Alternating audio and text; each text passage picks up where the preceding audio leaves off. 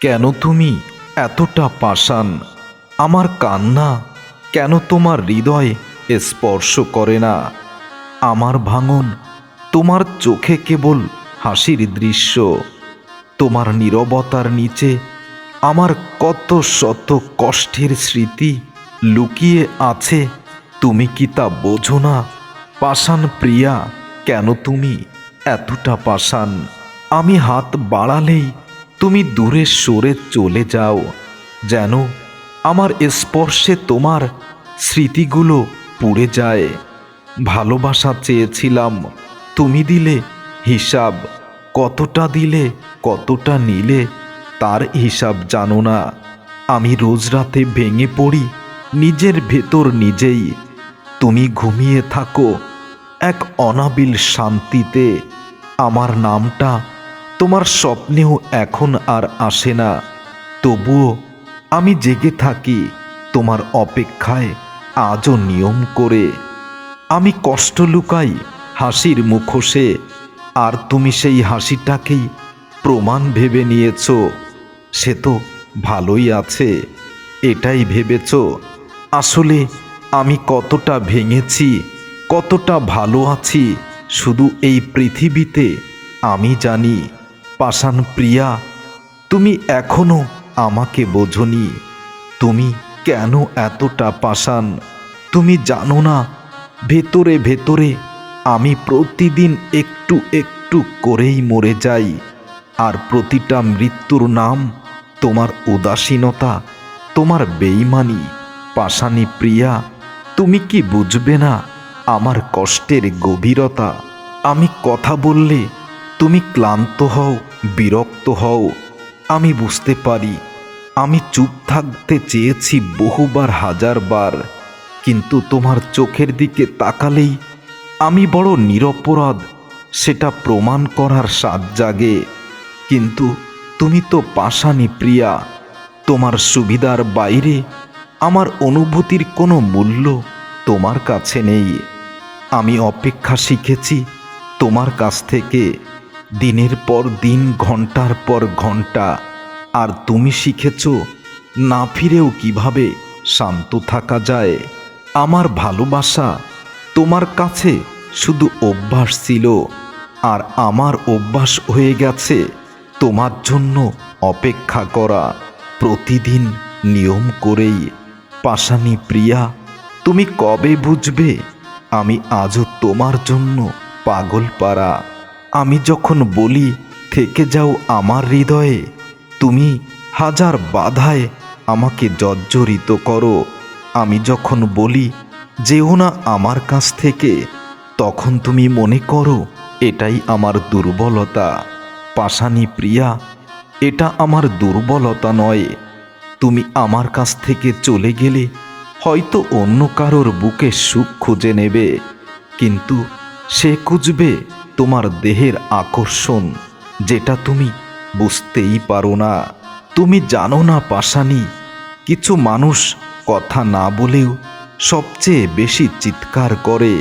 আমি তাদের দলে একজন। কেন তুমি এতটা পাষাণ? আমার নীরবতাকেও তুমি অপরাধ বানিয়েছ। আমি ভেঙে গেলে বলো নাটক, আর আমি শক্ত হলে বলো অহংকার। আমি কোন দিকে যাব, কি করব বুঝতেই পারি না।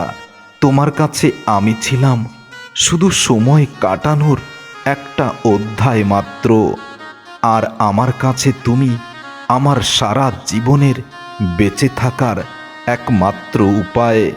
আমি তোমার অবহেলাকে নিজের ভুল ভেবে বহুবার, হাজার বার ক্ষমা করেছি, আর তুমি সেই ক্ষমাকেই আরও আঘাতের লাইসেন্স বানিয়েছ।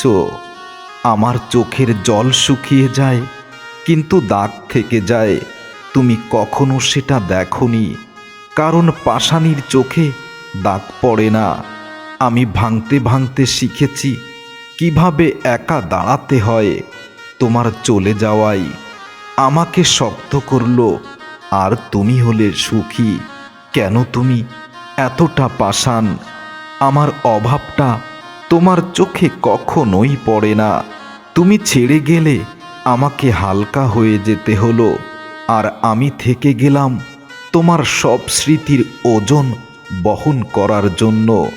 ভালোবাসা যে এত ভারী হতে পারে তা তুমি আমাকে শিখিয়েছ পাষাণী প্রিয়া। তুমি আমার কষ্ট শুনেও নীরব থেকেছ। এই চুপ থাকাটা সবচেয়ে বড় উত্তর। কিছু মানুষ আঘাত করে না, তারা শুধু নীরবে এমন কিছু প্রকাশ করে যায় যেন তাদের জীবনে আমরা অবাঞ্ছিত হয়ে গেছি। আমি ধীরে ধীরে বদলে গেছি, আগের মতো আর কিছু নেই। কারণ চাওয়াগুলো তো আমাকে তোমার কাছ থেকে ছোট বানিয়েছে। কেন তুমি এতটা পাষাণ? আমার শেষ আশা ভাঙার শব্দটাও তোমার হৃদয়ে স্পর্শ করেনি। আমি ডুবে যাই চোখের সামনে, আর তুমি হেসে বেড়াও আমার দৃষ্টির আড়ালে।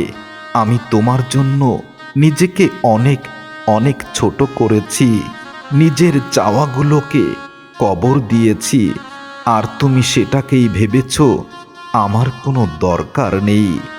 আমার ভালোবাসা তোমার কাছে ছিল একটা সুবিধাজনক ছাতা। বৃষ্টি থামলেই ভুলে গেলে কোথায় রেখেছ। আমি প্রশ্ন করিনি কেন বদলে গেলে, কারণ উত্তরগুলোই আমাকে ভয় দেখাতো। আর নির্মম সত্য হলো, তোমার উত্তরগুলো আমি জানি, কারণ তুমি তো পাষাণী।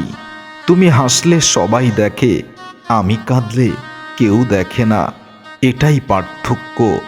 আমাকে সবচেয়ে বেশি ভেঙেছে তোমার এই নিষ্ঠুর নির্দয় নীরবতা। পাষাণী প্রিয়া, কেন তুমি এতটা পাষাণ যে আমার না থাকার সম্ভাবনাও তোমার দিনচর্চায় এক ফোঁটা দুঃখ, কষ্টের অনুভূতিও তৈরি করে না?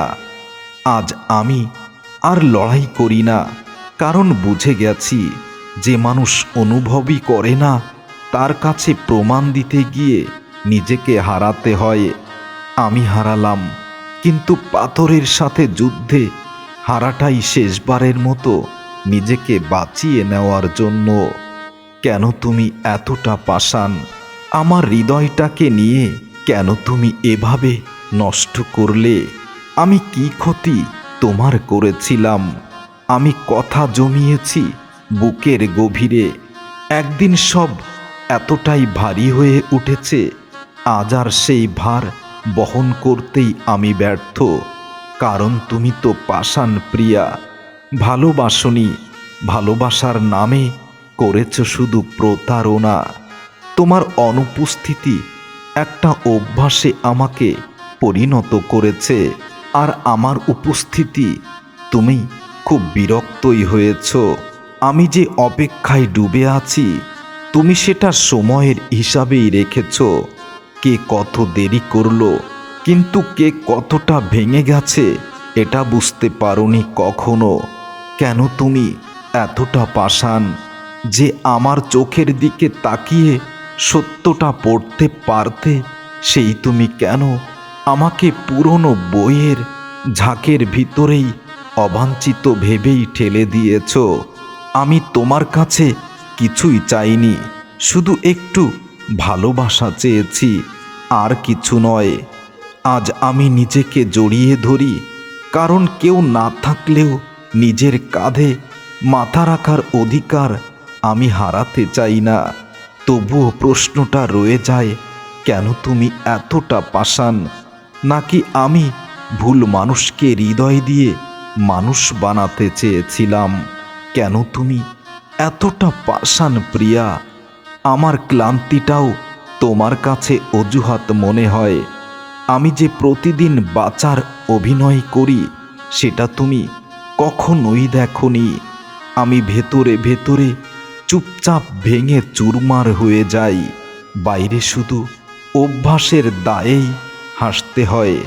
তুমি সেই হাসিটাকেই ধরে নিয়েছ সব কিছু ঠিক আছে, কিন্তু আমি কতটা চূর্ণ বিচূর্ণ শুধু আমার হৃদয়টাই জানে।